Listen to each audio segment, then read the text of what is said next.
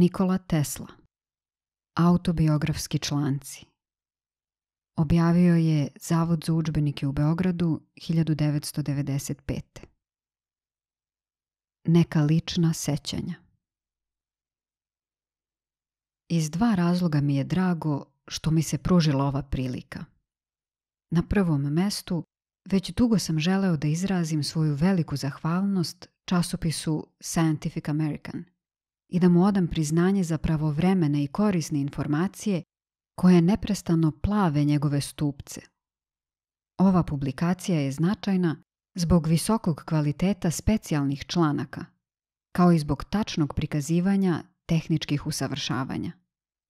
Znanje koje ona prenosi je uvek pouzdano, vredno još i više zbog strogog pridržavanja pravila u publikovanju da se navode izvori.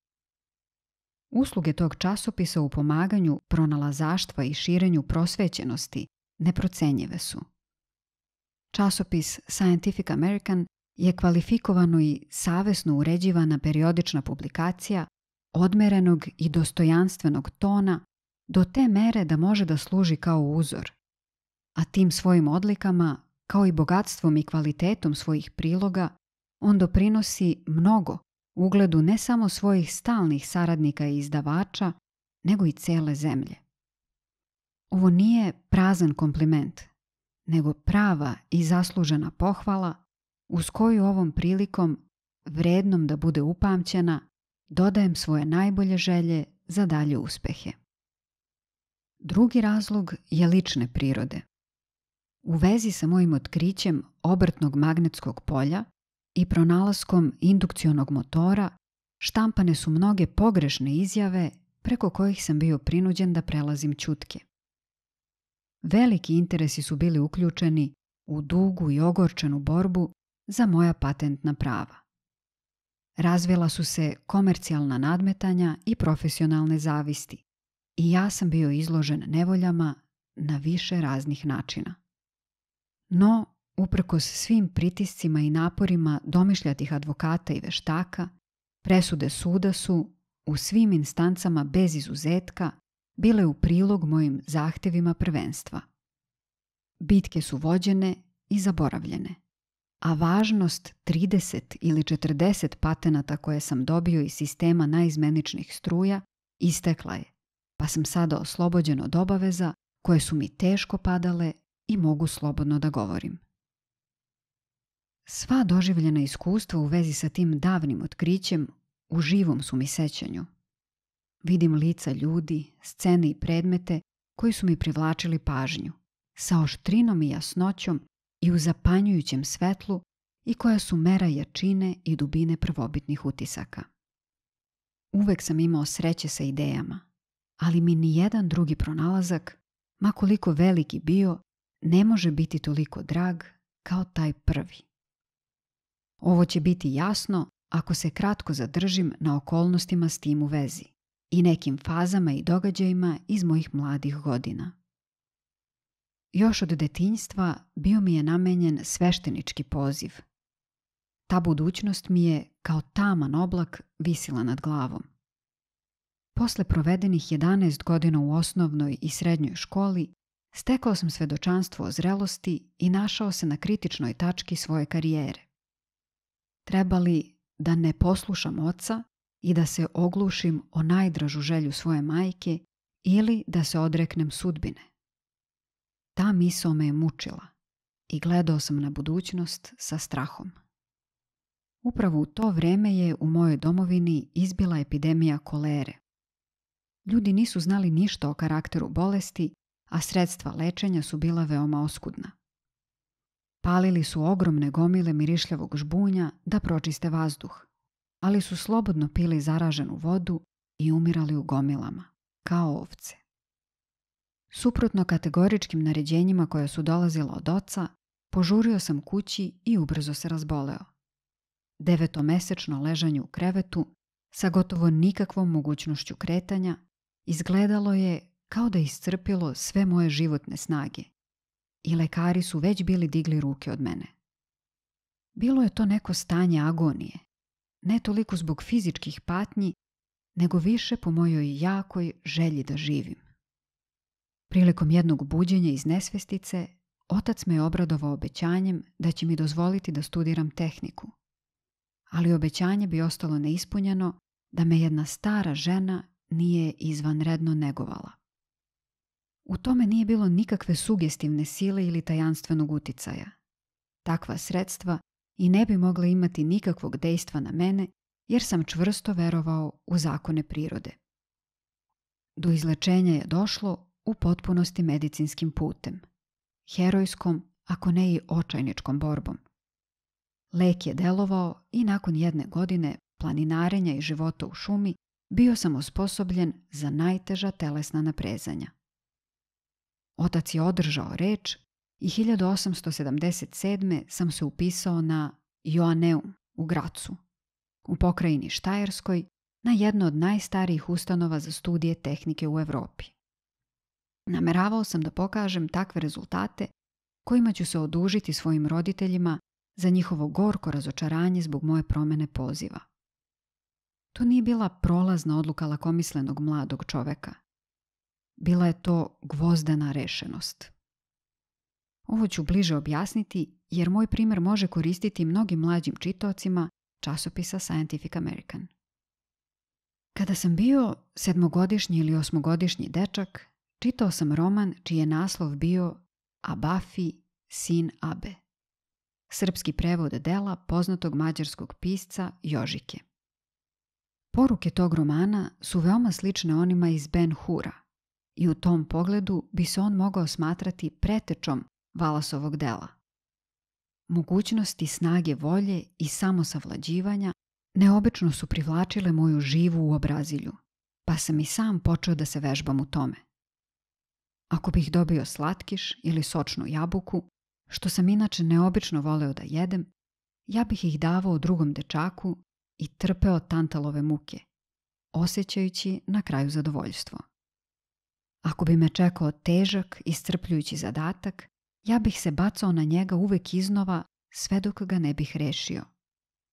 Tako sam vežbao danima, od jutra do mraka. U početku je to zahtevalo žestok mentalni napor da bih savladao sklonosti i želje. No kako su godine prolazile, taj sukob je slabio i najzad su volja i želja postali isto. Tako je i danas i u tome leži tajna svih uspeha koje sam postigao.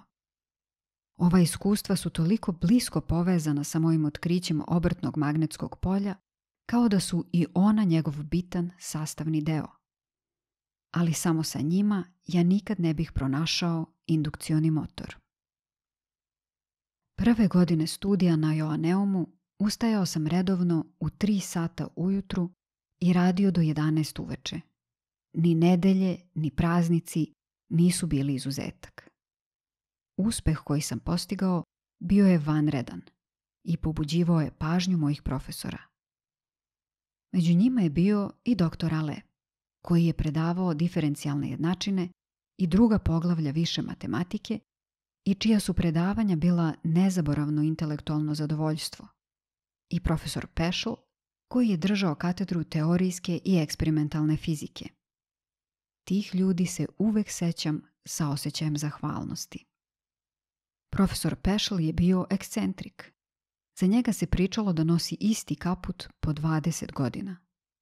No, ono što mu je nedostajalo u ličnom šarmu, nadoknađivao je savršenstvom svojih izlaganja.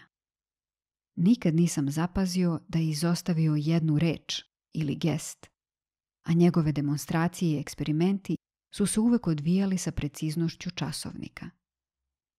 Negde u zimu 1878. u sali za predavanja bio je instaliran novi aparat. Bila je to jedna dinamo mašina sa permanentnim magnetom od limova i sa gramovim rotorom. Profesor Peschel je namotao malo žice oko magneta da bi pokazao princip samopobuđivanja i priključio je na bateriju da bi mašina radila kao motor. Kada je demonstrirao ovu odliku, na komutatoru i četkicama su se vidjele mnogobrojne varnice i ja sam se usudio da primetim da bi se ovi elementi mogli izostaviti. On je rekao da je to potpuno nemoguće i uporedio moj predlog sa zamisli perpetuum mobile, što je moje kolege zasmejalo, a mene veoma zbunilo. Izvesno vreme sam bio u nedoumici, pod uticajem njegovog autoriteta, ali je moje ubeđenje jačalo i doneo sam odluku da sam dođem do praktičnog rješenja. U tom momentu ta odluka mi je značila više od najsvečanije zakletve. Bacio sam se na zadatak svim žarom i neograničenim samopouzdanjem mladog čoveka. Po mom shvatanju, bio je to jednostavno ispit jačine volje. Nisam znao za tehničke teškoće. Sav ostatak studija u Grazu protekao mi je u intenzivnom, ali bezuspešnom naporu i gotovo da sam se ubedio da je problem nerešiv.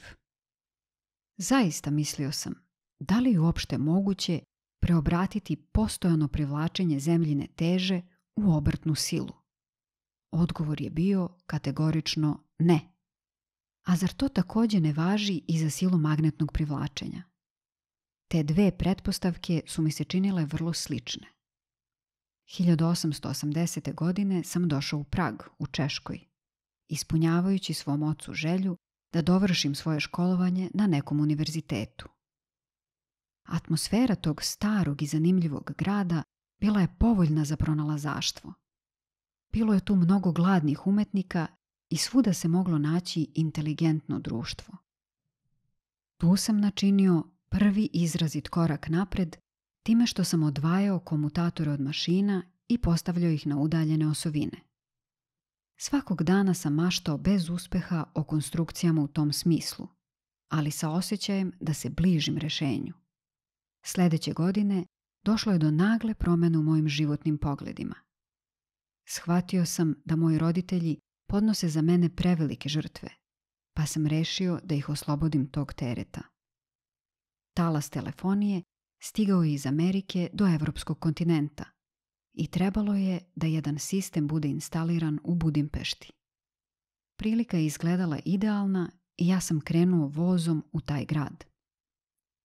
Ironijom sudbine, moje prvo radno mesto bilo je mesto crtača. Mrzeo sam crtanje. Za mene je to bila najgora od svih dosadnih stvari. Na sreću, nije dugo potrajalo dok sam došao do mesta koje sam želeo. Mesta glavnog električara telefonske kompanije. Zadaci koje sam imao doveli su me u vezu sa više mladih ljudi koji su me interesovali. Jedan od njih bio je i gospodin Stepi, koji je bio izvanredan primjer humanosti. Velika glava sa ružnom izraslinom s jedne strane i nezdrava boja lica činili su ga izrazito ružnim, ali bi od vrata naniže njegovo telo moglo poslužiti kao statua Apolona. Imao je fenomenalnu snagu. U to vrijeme ja sam se iscrpljivao teškim radom i neprekidnim razmišljanjem. On me je ubedio u potrebu sistematskog fizičkog vežbanja, tako da sam prihvatio njegovu ponudu da me obučava u atletici. Vežbali smo svakog dana i ja sam brzo dobijao u snazi. Izgleda da mi je uporedo jačao i i kako su se moje misli sve više bavile predmetom koji me je zaokupljao, bio sam iznenađen svojom verom u uspeh. Jednom prilikom koje se uvek sećam, zabavljali smo se u Varoš Ligetu ili gradskom parku. Ja sam recitovao poeziju koju sam uvek strasno voleo. U to vrijeme sam znao napamet čitave knjige i mogao sam da čitam iz memorije reč po reč. Jedna od tih knjiga bio je Faust. Bilo je kasno popodne, sunce je zalazilo, a ja sam se setio stihova. Dan je pri kraju. Ono sve dalje sja. Hita da drugi oživljava svet. O, što me krila ne dignu sa tla, pa za njim večno da upravljam svoj let. Divnog li sna dok ono dole kreće? Ah, kuda lete krila bestelesna, telesna krila vinuti se neće. Dok sam izgovarao posljednje reči udubljen u misli i diveći se snazi pesnika, ideja je došla kao blesak munje. U jednom trenutku sam sve sagledao i štapom u pesku nacrtao šeme koje su date kao ilustracija u mojim osnovnim patentnim zahtjevima od maja 1888. godine, a koje je Stepi potpuno shvatio. Veoma mi je teško da čitaocu opišem doživljaj u pravom svetlu i značenju, jer je on u celini tako neobičan. Kada se jedna ideja pojavi, ona je po pravilu sirova i nesavršena. Rođenje, rast i razvitak su normalne i prirodne faze. No, sa mojim pronalaskom je bilo drugčije. Ja sam postao svestan toga u jednom trenutku. Zatim, teorija, ma koliko verovatna, mora obično da bude potvrđena eksperimentom. Za onu koju sam ja formulisao, to međutim nije važilo. Dokaz za nju mogao se vidjeti svakodnevno. Svaka dinamo mašina i svaki motor bili su apsolutni dokaz njene ispravnosti. Kako je to delovalo na mene, nije se moglo opisati. Moja maštanja su se izjednačila sa stvarnošću. Postigao sam ono što sam bio preduzeo i sada sam sebe video u bogatstvu i slavi. No, više od svega toga značilo mi je saznanje da sam postao pronalazač. To je bilo ono što sam uvek želeo da budem. Ideal mi je bio Arhimed. Divio sam se delima umetnika, ali su ona po mom shvatanju bila samo senke i likovi u ogledalu. Pronalazač, smatrao sam, daje svetu dela koja su opipljiva, koja žive i deluju. Rad na telefonskoj instalaciji bio je sada završen i u proleće 1882. dobio sam ponudu da pređem u Pariz, što sam odmah prihvatio. Tu sam zatekao nekoliko Amerikanaca sa kojima sam se sprijateljio i sa kojima sam govorio o svom pronalasku, a jedan od njih, gospodin Cunningham, predložio je da osnujemo preduzeće za eksploataciju. To je moglo i da se uradi da me obaveze nisu zvale u Strasburg, u Alzasu. U tom gradu sam sagradio svoj prvi motor.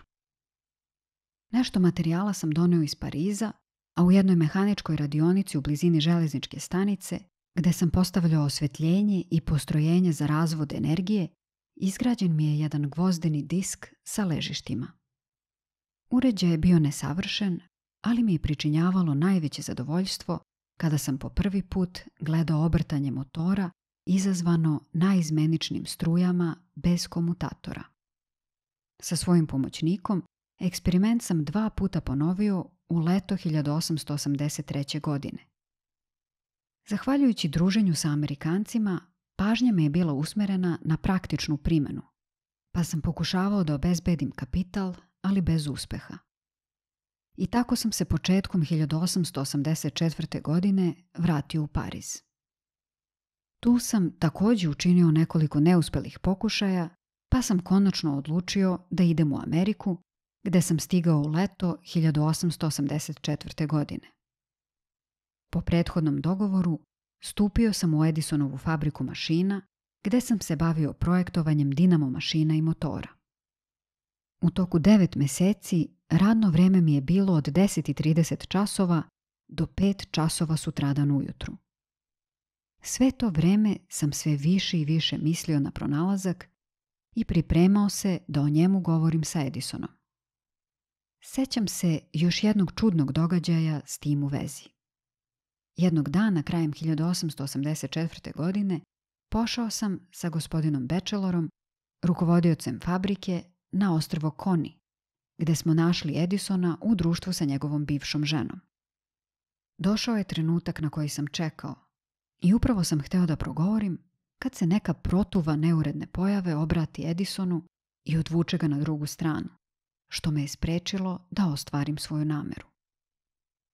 Početkom 1885. godine ponuđeno mi je da razvijem sistem osvetljenja pomoću električnog luka i da osnujem preduzeće pod svojim imenom. Potpisao sam ugovor i posle 1,5 dana bio sam slobodan od obaveza i u stanju da se posvetim praktičnoj realizaciji svog pronalaska. Našao sam finansijsku potporu i aprila 1887. godine obrazovano je preduzeće za tu svrhu, a poznato je šta se kasnije dogodilo. Treba da kažem nekoliko reči u vezi sa raznim zahtevima za priznanje prvenstva, koji su se pojavili kada sam 1888. dobio patentna prava, i u vezi sa brojnim sudskim raspravama koje su potom vođene. Pravo su polagala 3 lica: Ferraris, Schallenberg i Cabanellas. Sva trojica su izgubila sporove. Protivnici mojih patentnih prava veoma su jako podržavali zahtev Ferrarisa. Međutim, svako ko bi pažljivo pročitao njegov kratki referat na italijanskom jeziku, koji se pojavio u proleće 1888. i uporedio ga sa tekstom patentnog zahteva koji sam ja podneo nekoliko meseci ranije i sa mojim referatom na zasedanju Američkog instituta elektroinženjera, mogao bi bez teškoće da dođe do zaključka. Bez obzira na to što se vremenski pojavila posle mene, publikacija profesora Ferrarisa odnosila se samo na moj motor sa podeljenom fazom, pa je na patentni zahtev koji je podneo prvenstvo dodeljeno meni. On nikada nije ukazivao ni na jednu od bitnih praktičnih odlika svojstvenih mom sistemu, a u pogledu motora sa podeljenom fazom bio je veoma odlučan u mišljenju da on nema nikakve vrednosti. I Ferraris i Schallenberg otkrili su rotaciju slučajno, dok su radili sa transformatorom Golara i Gibbsa, i nije im bilo lako da objasne pojavu. Nijedan od njih nije stvorio motor sa obrtnim poljem kakav je bio moj, niti su njihova teorijska objašnjenja bila ista kao moja. Što se tiče Cabanellasa, jedini razlog njegovog zahteva je jedan odbačeni i nepotpuni tehnički dokument.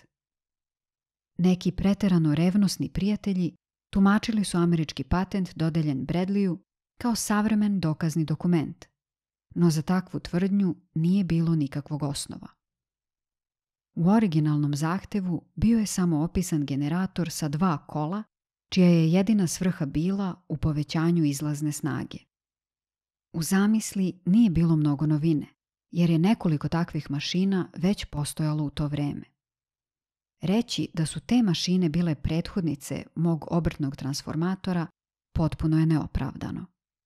One su mogle služiti kao jedan od elemenata u mom sistemu transformacije, no bile su samo dinamo mašine sa 2 električna kola, formirana sa ciljem da služe u druge svrhe, bez ikakvog pojma o novim i izvanrednim pojavama koje je moje otkriće iznelo na svetlost dana.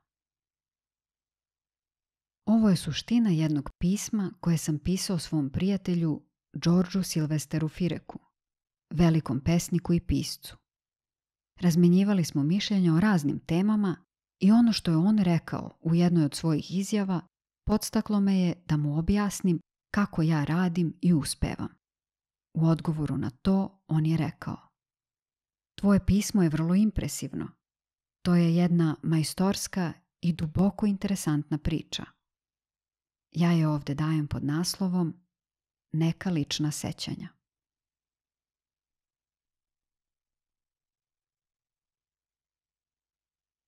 Jedan čudan doživljaj. Moje mogućnosti su ograničene i ponekad se desi da me nešto ometa u nastojanjima da rešim problem pred kojim se nalazim. To za mene tada postaje bukvalno pitanje života i smrti, jer neophodnost da nađem rešenje postepeno postaje toliko velika da sam apsolutno nesposoban da je nadvladam, ma koliko jako i uporno bih na to angažovao moć svoje volje. Malo po malo to me dovodi do najintenzivnije koncentracije, uz opasnost da dođe do tromba ili atrofije u nekom delu mozga. Izgleda mi da već vidim svoju propast, ali sam, slično čoveku koji ne može da se odupre kada ga guraju prema ivici vodopada, bespomoćan i rezigniran. U tom procesu koncentracije najsnažniji napor zahteva isterivanje iz svesti starih utisaka, koji posle svakog potiskivanja u svesti iskaču kao čepovi na površinu vode i neće da ostanu dole. No, posle očajničkog nastojanja u mislima, koje traje danima, nedeljama ili mesecima, konačno mi pođe za rukom da svoju glavu do kraja ispunim novom temom, čime se isključuje sve drugo. Te kada stignem do tog stanja, znam da nisam daleko od cilja. Moje ideje su uvek racionalne, jer je moje telo jedan izvanredno tačan prijemni instrument. Sve njegove akcije su samo odgovori na podsticaje spolja i pravilno tumačenje tih uticaja dovodi neizbežno do istine. Ja sam, međutim, uvek srećan kada to prebrodim, jer nema sumnje da je takvo naprezanje mozga praćeno velikom opasnošću po život. Da bih to ilustrovao, zadržat ću se na jednom neobičnom slučaju te vrste, koji može da bude interesantan studentima psihologije. Pre mnogo godina, kada sam razvio svoj sistem bežičnog prenosa energije, došao sam do zaključka da bi, u cilju da se on postavi na sigurne tehničke osnove, trebalo da razrešim sve misterije elektriciteta na zemlji. Poduhvat je u prvom momentu izgledao gotovo nadčovečanski, ali sam tada imao hrabrost neznalice da se latim problema i da nekoliko meseci provedem u najjačoj koncentraciji misli, da bih na kraju došao do jasnog uvida da se nalazim baš na samoj tački sloma. U svom polaganom vraćanju u normalni okvir razuma doživeo sam intenzivnu mučnu težnju ka nečem što se ne može definisati. Preko dana radio sam kao i obično i taj osjećaj, mada je bio stalan, bio je mnogo manje izražen. No, kada sam se odmarao, tada bi noć sa svojstvenim monstruoznim preuveličavanjem tu patnju dovodila, tako reći, do nepodnošljivosti. Sve dok mi nije svanulo da to moje mučenje potiče od uništavajuće želje da vidim svoju majku. Pomisao na nju vodila me je do ponovnog proživljavanja mog proteklog života, počev od najranijih utisaka iz detinjstva. Njenu sliku sam uvek video, u bezbrojnim situacijama i odnosima, tako jasno kao u stvarnom životu. Ali me je sada plašilo to što sam uvideo da njenu sliku ne mogu da dozovem nikako drugčije nego u jednoj sceni patnje koja se ne može zaboraviti. Bilo je to jedne gluve noći, kiša je padala u bujicama kao da se nebo otvorilo. Osjećao sam svakim svojim delićem da bi nešto strašno moglo da se dogodi.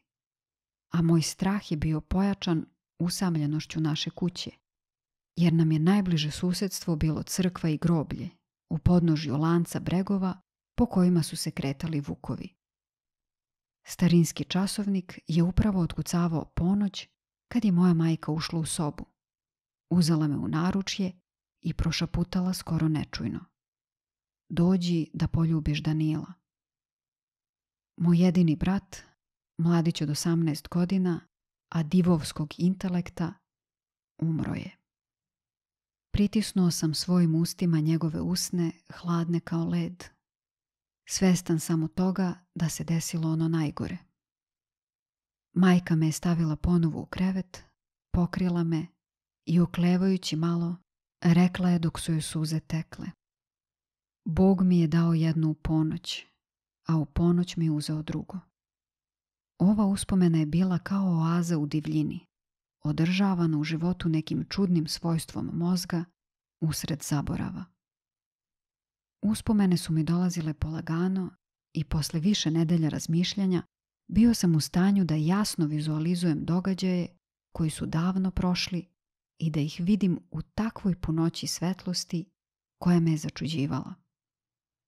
Otkrivajući tako sve više i više od svog ranijeg života, došao sam do toga da ponovo sagledavam svoje iskustva iz Amerike. U međuvremenu, žarka želja da vidim svoju majku, koja je svakim danom postajala sve oštrija, dovodila me je do očajanja. Svake noći su mi jastuci bili natopljeni suzama, tako da sam, ne mogavši to više da izdržim, odlučio da ostavim rad i da se vratim kući. To sam i uradio, pa sam se posle mnogo međusobno povezanih događaja našao u Parizu, u Francuskoj, gde sam pobegao iz Londona da bih izbegao buru oduševljenja koja se oko mene digla u Engleskoj. Trebalo je da još pre odlaska dobijem konačne dokaze za jedno od mojih predavanja. I dok sam se bavio tim iscrpljujućim poslom, glasnik mi je uručio telegram od mog ujaka, visokog crkvenog dostojanstvenika, u kome je pisalo: Majka ti je na samrti. Požuri ako želiš da je nađeš još u životu. Požurio sam na voz i posle putovanja dugog dan i noć, pošto je moj ujak obezbedio hitan prevoz po planinskom putu od mesta do mesta, vratolomnom brzinom konačno sam stigao, izubijan i iscrpljen, do postelje moje majke. Ona je već bila u samrtnoj agoniji, ali je radost što me vidi učinila čudo da se privremeno povrati. Ja je nikada ne bih napustio da moje sopstveno stanje nije postalo takvo da su me odveli u drugu zgradu u blizini na kraći odmor. Kad sam ostao sam u svom krevetu, razmišljao sam o tome šta bi se desilo ako bi majka umrla. Da li bi došlo do poremećaja u eteru? Ako bi došlo, da li bih ja to mogao osjetiti?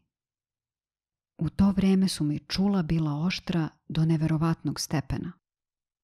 Čuo bih kucanje časovnika na udaljenosti od 50 stopa. Sletanje muve na sto u sredini sobe ja bih čuo kao tup udar malja koji zabija kolac i mogao sam jasno čuti tapkanje njenih nogu dok je trčkarala po stolu. Bio sam iskusan naučni posmatrač, dobro kvalifikovan da bez ikakvog iskrivljivanja zabeležim ono što primam čulima. Moja majka je bila žena izuzetne snage intelekta i retke hrabrosti, koja se suočavala sa svojom sudbinom savršeno samouzdržano. I ja sam bio siguran da bi ona mislila na mene do svog posljednjeg daha. Ako je njena smrt stvarala poremećaj u medijumu, postojali su najbolji uslovi da taj poremećaj bude otkriven iz udaljenosti. Svestan ogromne naučne važnosti takvog otkrića, ja sam se očajnički borio da ne zaspim i, dok su mi čula bila izoštrena tamom i tišinom noći, pažljivo sam motrio.